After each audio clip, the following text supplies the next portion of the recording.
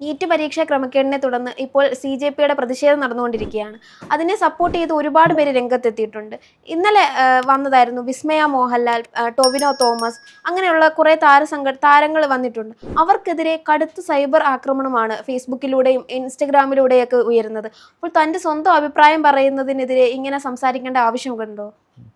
ഇതിപ്പോ അഭിപ്രായം പറഞ്ഞല്ല, എനിക്ക് ഈ ഒരു നമ്മുടെ രാജ്യത്ത് അഭിപ്രായ സ്വാതന്ത്ര്യം ഉള്ളത് ആകെ ദേശസ്നേഹികളായ കുറച്ച് പാർട്ടിക്കാർക്ക് മാത്രമാണെന്ന് തോന്നും ഇപ്പോൾ ഇവരുടെ പ്രതികരണം കേട്ടാൽ.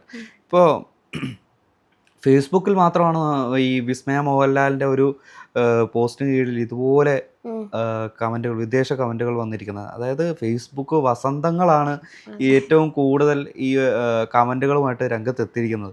അതായത് അച്ഛൻ്റെ പേര് കളയിപ്പിക്കാൻ ഓരോന്ന് ഇറങ്ങിക്കോളും, അല്ലെങ്കിൽ പൃഥ്വിരാജിൻ്റെ അവസ്ഥ നിനക്കറിയാലോ, നിന്റെ സിനിമ ഞാൻ തിയേറ്ററിൽ പോയി കാണില്ല, എൻ്റെ അതെ അതെ അല്ല അച്ഛനെ പറയുന്നില്ല, കാരണം അച്ഛൻ വേറൊരു അഭിപ്രായമായിട്ട് മുന്നോട്ട് വന്നിട്ടില്ലല്ലോ, മകളാണല്ലോ അഭിപ്രായം പറഞ്ഞത്. അപ്പോൾ അതുകൊണ്ട് മകളുടെ അടുത്ത് മാത്രം പറഞ്ഞാൽ മതിയല്ലോ. അപ്പോൾ അതുകൊണ്ടാണ് അച്ഛൻ്റെ പേര് കളയാൻ വരണം എന്ന രീതിയിലുള്ള പറഞ്ഞത്. കൂടാതെ ഇപ്പോൾ പുതിയ സിനിമ ഉണ്ടല്ലോ, അതിൻ്റെ പ്രൊമോഷൻ്റെ ഭാഗമായിട്ടാണല്ലോ ഈ വിമർശനം എന്നൊക്കെയാണ് വരുന്ന കമൻറ്റുകൾ.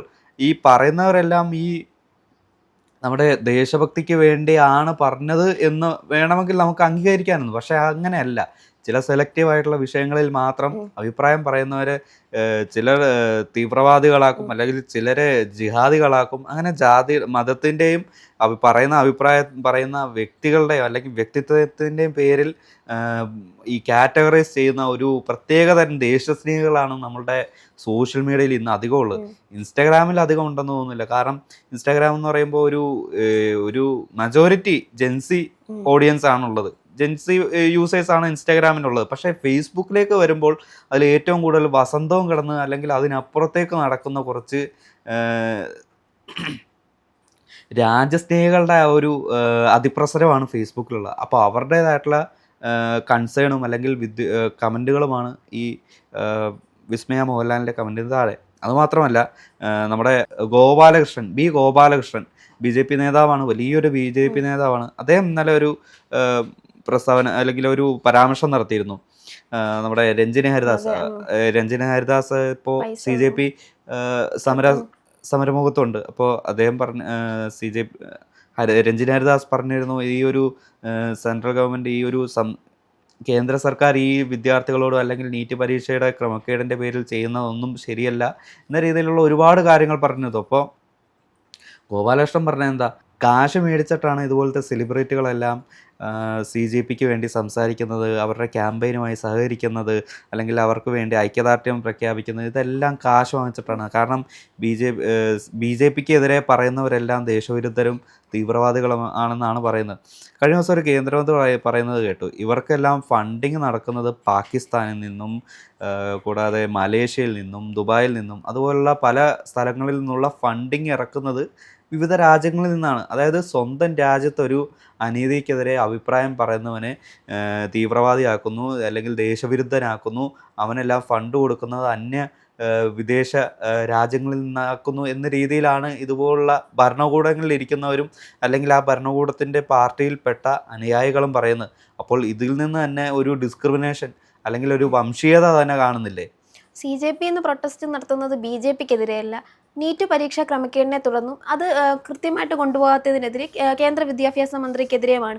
പക്ഷേ BJP എന്ന പാർട്ടി അല്ലെങ്കിൽ BJP അനുകൂലികൾക്ക് ഇത് CJP എന്ന് പറയുന്ന BJPക്കെതിരെയുള്ളൊരു പ്രതിഷേധം മാത്രമായിട്ടാണ് കാണുന്നത്. ഇപ്പം നമ്മുടെ വിസ്മയ ആയാലും ടൊവിനോ തോമസ് ആയാലും ഇതിൽ രാഷ്ട്രീയമൊന്നും നോക്കാതെ വിദ്യാർത്ഥികൾക്ക് വേണ്ടിയാണ് അവർ സംസാരിച്ചിരുന്നതും അവർ ശബ്ദം ഉയർത്തിയിരുന്നതും. അവിടെ അടിച്ചമർത്തലാണ് നടന്നത്. ഇപ്പോൾ ഈ ഗോപാലകൃഷ്ണനെ പോലുള്ളൊരു പാർട്ടി പ്രവർത്തകൻ്റെ വായിൽ നിന്ന് ഇത്തരമുള്ള വാക്കുകൾ കേൾക്കുന്നത് നമുക്കൊരിത് ആണ്. കാരണം ഇതൊരു തെറ്റ് സംഭവിച്ചു, അപ്പോൾ അവർ അത് തിരുത്തി കൃത്യമായിട്ട് കൊണ്ടുപോകാൻ കേന്ദ്രം തയ്യാറായിട്ടില്ല.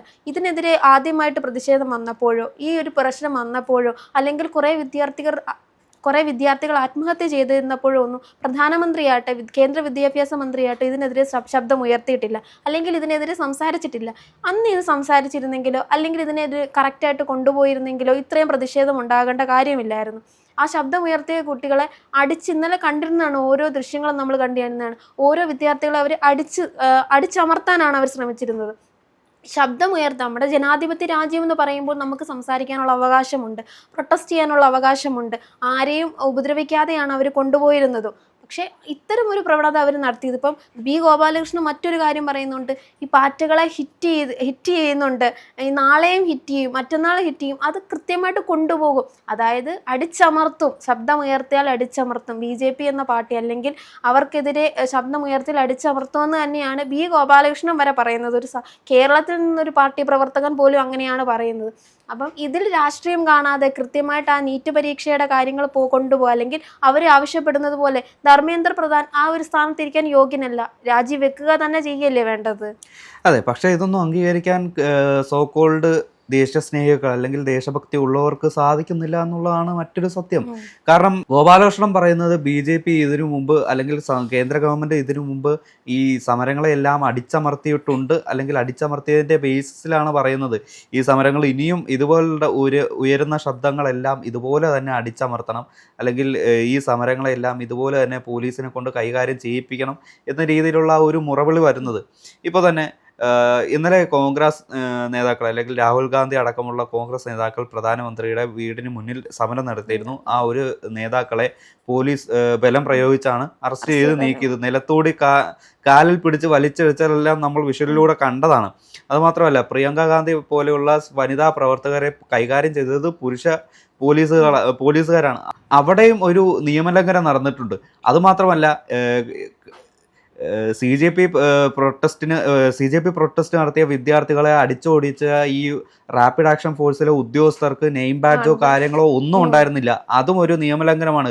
ഈ നിയമലംഘനങ്ങളെല്ലാം നടത്തുന്ന കേന്ദ്രത്തിനെയാണ് ഇതുപോലുള്ള BJP നേതാക്കളും അല്ലെങ്കിൽ കുറച്ച് ദേശഭക്തി ചമയുന്ന ആക്ടിവിസ്റ്റുകളും അതിന് സപ്പോർട്ട് ചെയ്യുന്നത്. മിക്ക ദേശീയ മാധ്യമങ്ങളെല്ലാം ഈ CJPയുടെ സമരത്തെ ഒരു ആന്റി നാഷണൽ മൂവ്മെന്റ് ആയിട്ടാണ് കരുതുന്നത്. കാരണം ഇവരെയെല്ലാം, അല്ലെങ്കിൽ ഈ കേന്ദ്രത്തിനെ എതിർത്ത് പറഞ്ഞാൽ അവരെയെല്ലാം ദേശവിരുദ്ധരാക്കുന്നതായിരുന്നു മുമ്പ് ചെയ്തിരുന്നത്. അതിപ്പോഴും തുടർന്നു വരുന്നു. അതിനിയും അവർ അധികാരത്തിലുള്ളപ്പോഴും അല്ലാത്തപ്പോഴും ഇത് തന്നെയാണ് ചെയ്യുന്നത്.